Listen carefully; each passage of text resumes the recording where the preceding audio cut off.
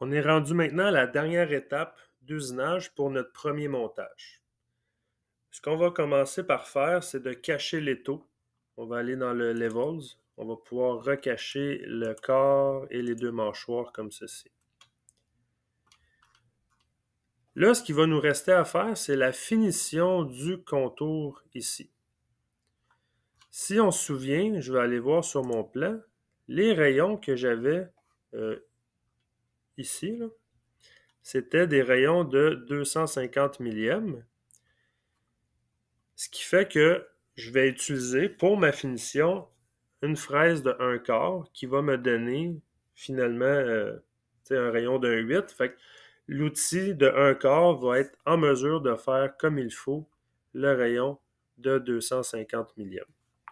On n'aura pas besoin de réusiner les rayons dans les coins.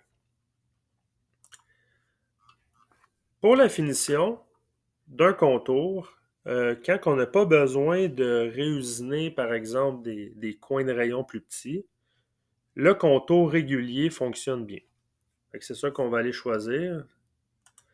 On va s'assurer d'aller choisir dans Toolpath le contour qui est un contour simple. On va pouvoir choisir Last parce que on se souvient, on avait choisi cette chaîne-là pour le Avoidance Region. Mais il faut être attentif à la flèche, le sens de la flèche. Là, présentement, je serai en mode conventionnel. Je ne veux pas être en mode conventionnel, je vais être en mode avalant.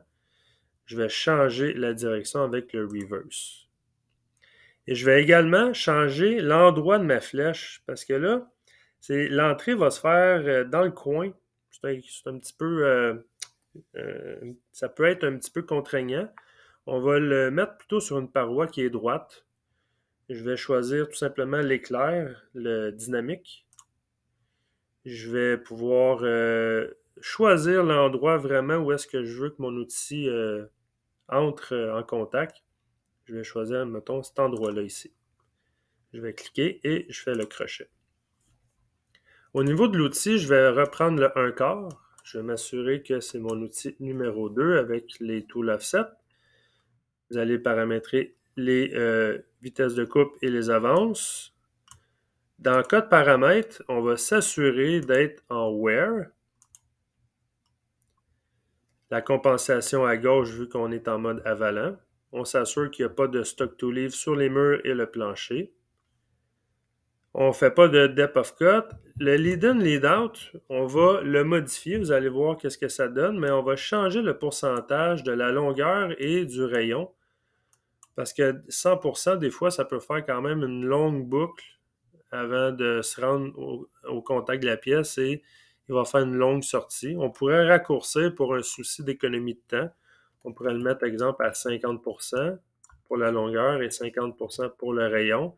Et on va faire de même pour la sortie, tout simplement en cliquant sur la flèche ici pour copier les valeurs là, ici. Le breakthrough, on va le faire comme on a fait dans le dégrossissage. On va l'activer. On va ajouter un 15 millième de dépassement.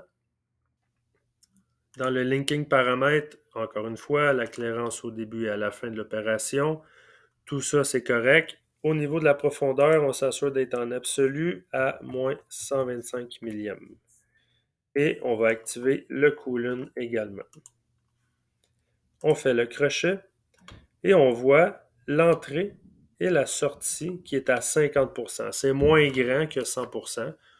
Comme je disais tantôt, on économise un peu de temps. Je vais faire la simulation avec le backplot.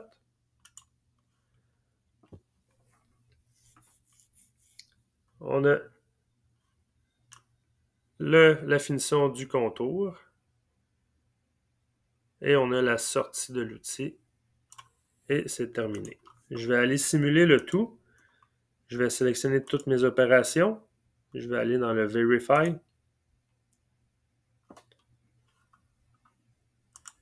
Je vais aller à prochaine opération à chaque fois. Next operation, next operation, next operation. Là, on a le dégrossage et là, je vais y aller tranquillement pour que vous puissiez voir au niveau de la finition. Bon, là, c'est allé très rapide, mais on voit que ça a changé de couleur au niveau du contour parce qu'on a vraiment enlevé le 10 millième qu'on avait mis en surépaisseur. Alors là, on serait prêt à faire le montage numéro 2.